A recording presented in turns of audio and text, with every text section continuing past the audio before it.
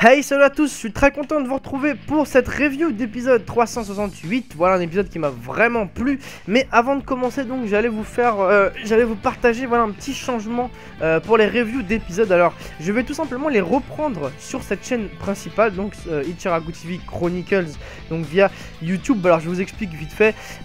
Donc avant la politique, la nouvelle politique, la dernière politique YouTube, on pouvait donc utiliser des petits morceaux d'animé, donc ce que je faisais avant. Et depuis que cette politique est passée, c'est beaucoup plus compliqué. Et même si je suis en train d'essayer de négocier avec donc les japonais pour avoir les droits d'utiliser les images, pour l'instant c'est compliqué. Du coup je vous avais proposé plusieurs solutions, voilà, et vous m'aviez proposé d'ailleurs plusieurs solutions, et j'avais choisi donc de vous les faire sur Dailymotion et de vous envoyer à chaque semaine sur Dailymotion. Mais je trouve ça finalement plutôt plus compliqué qu'autre chose, ça me saoule un petit peu.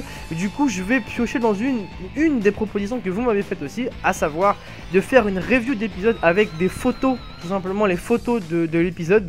Et à l'époque je savais pas trop ce que ça pouvait donner, donc je me suis dit aujourd'hui on va tenter ça. Et j'aimerais donc en fin de review d'épisode pardon, votre avis sur le sujet. Donc si ça vous plaît, on restera sur cette chaîne YouTube et on fera comme ça jusqu'à ce que la situation se débloque. Bref, quoi qu'il en soit, super épisode, je l'ai vraiment adoré celui-ci.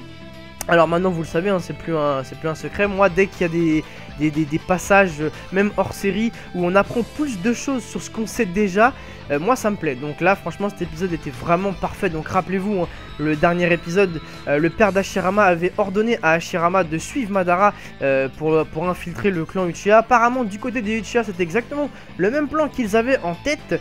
Et lors de leur petit rendez-vous quotidien d'échange de ricochets, on voit Madara et Hashirama qui s'auto-préviennent. Voilà, donc on voit encore l'amitié qui peut les lier.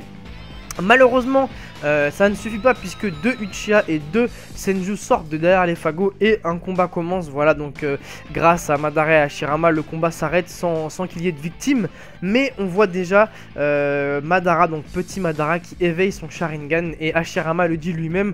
Il a senti qu'à partir de ce moment-là, les choses avaient changé. Voilà, donc vous le savez, les Sharingan, les Uchiha, le clan maudit, c'est vraiment, les Uchiha sont vraiment des shinobi à part. Quoi qu'il en soit, un long combat, donc de longues années, hein, un combat Uchiha Senju, hein, ça fait rage depuis des années.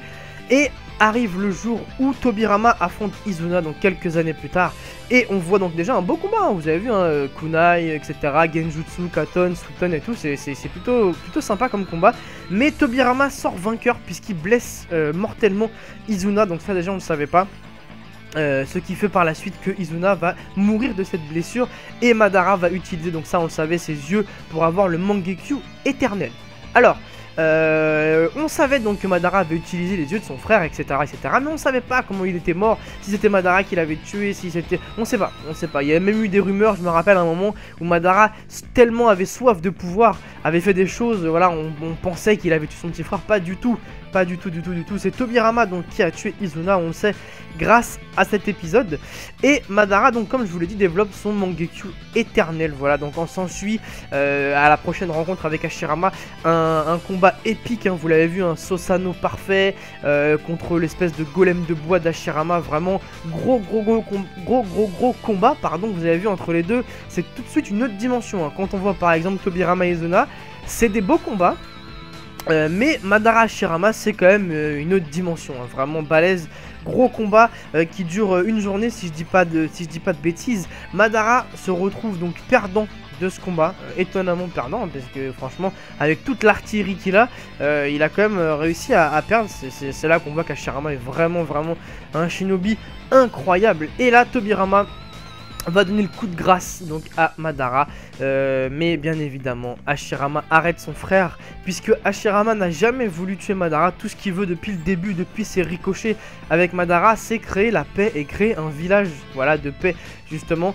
Alors là Madara, je pense qu'il se rend compte de ça lorsqu'il est prêt à être tué par Tobirama, et que Tobirama se fait stopper par son frère. Il se rend compte vraiment qu'Hashirama ne veut pas du tout ces situations, et il lui propose tout simplement un espèce de gros dilemme.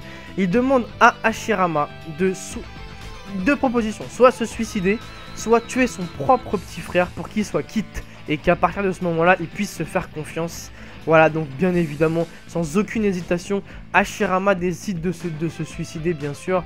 Ce qu'il compte faire jusqu'à ce que Madara l'arrête et vraiment se rendre compte de la sincérité d'Hashirama. Voilà, donc il avait besoin vraiment de gagner Hashirama parce que Madara ne voulait vraiment rien écouter. Hashirama, non, excusez-moi, Madara ne veut vraiment rien écouter à rien, voilà, comme on l'a connu dans les derniers épisodes là. Il veut vraiment rien écouter et Hashirama avait besoin de cette victoire et de lui montrer que même avec cette victoire, il ne voulait pas ça. Ça c'est vraiment on peut pas faire mieux. Quand on gagne et qu'en plus on montre qu'on ne veut pas gagner, c'est vraiment le summum. Donc je pense que Madara a vraiment compris que depuis toutes ces années, Hashirama n'était pas un menteur et ce qu'il voulait c'était vraiment développer ce rêve. Voilà, donc bien évidemment à la fin de l'épisode on voit le rêve commencer à se concrétiser puisque la paix arrive entre les Senju et les Uchiha et ça nous laisse place à la fin de l'épisode à une preview. Voilà, une preview où on voit un petit peu le village qui se construit et qui prend plus forme. Alors franchement, très bon épisode j'ai trouvé, il y avait du combat, il y avait de l'histoire, il y avait un peu de tout, franchement c'était vraiment sympa. On voit à quel point Hashirama est un génie et à quel point c'est grâce à lui en grande partie que Konoha existe. Donc vraiment l'épisode très bien ficelé, je l'ai trouvé vraiment super et j'espère que vous aussi. Voilà, alors oui aussi un petit truc que j'avais noté, j'avais pas remarqué mais le Susanoo parfait de Madara a des ailes. Je sais pas si vous l'aviez vu dans les épisodes précédents quand il se bat contre les 5 Kage. Moi je l'avais pas remarqué. Et j'ai vu qu'il a des ailes, donc j'ai été surpris, ça nous rappelle un petit peu autre chose dans les scans.